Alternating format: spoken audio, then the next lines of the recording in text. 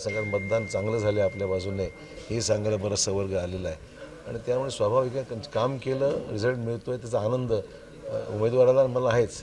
उमेदवारापेक्षा जास्त ज्यांनी कामं केली आहे त्यांच्या मनामध्ये आपण केल्याचं आनंद आहे त्यांना आणि ते आनंद शेअर करण्यासाठी माझ्याबरोबर आलेत आणि त्यांचे अभिनंदन आणि आभार मानले की सर्वांच्या मेहनतीमुळे भोकर विधानसभा जागा ही निश्चितच चांगल्या पद्धतीने निघून जाईल आणि चांगलं मताधिक्य मिळेल अशा प्रकारची परिस्थिती पाहायला मिळते. 10 पैकी 7 सर्वे जे आहेत ते महायुतीच्या बाजूने आलेले आहेत. कालपासून एक्झिट पोल सुरू नाही असं आहे की महायुतीच्या बाजूने आनंदाची गोष्ट कोणालाही रिझल्ट चांगला असला तर आनंदच होतो पण खरं म्हणजे वास्तव माझी स्वतःची भूमिका अशी आहे एक्झिट पोल हे काही वास्तव बऱ्याचशा वेळेस नसतं.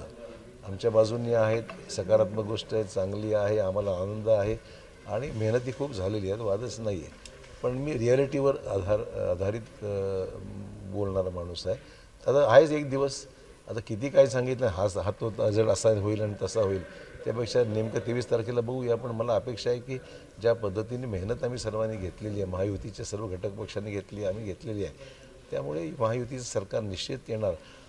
कुठलाही एक्झिट पोल ट्रेंड दाखवतो ट्रेंड फेवरेबल आहे याचा अर्थच की सरकार आमचं येणार. नाना पटोले म्हणत आहेत की महाविकास आघाडीचं सरकार बसेल असते माहूरला त्यांनी हेच कमीच बोलले ते त्यांना मुख्यमंत्री त्यांनाच करावा महायुतीचं पण ते स्वप्नच राहणार आहे कारण शेवटी महायुतीचं सरकार येणार आहे महाविकास आघाडी शक्य होणार नाही आहे नक्कीच ना. ज्या योजना सरकारने जाहीर केल्या नुसतं योजना जाहीरच नाही केल्या तर प्रत्यक्ष ते अंमल केला.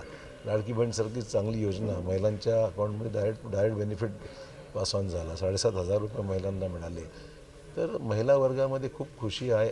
वुमन्स एम्पॉवरमेंट आपण महिला सक्षमीकरणाच्या गोष्टी करतो त्यापेक्षा प्रत्यक्ष अंमलमध्ये त्याला अर्थ आहे आणि तेव्हा अंमलबजावणी चांगली झाली त्याचाच उत्साह लोकांमध्ये पाहायला मिळाला. लोक मतदानाला महिला मोठ्या प्रमाणात आले.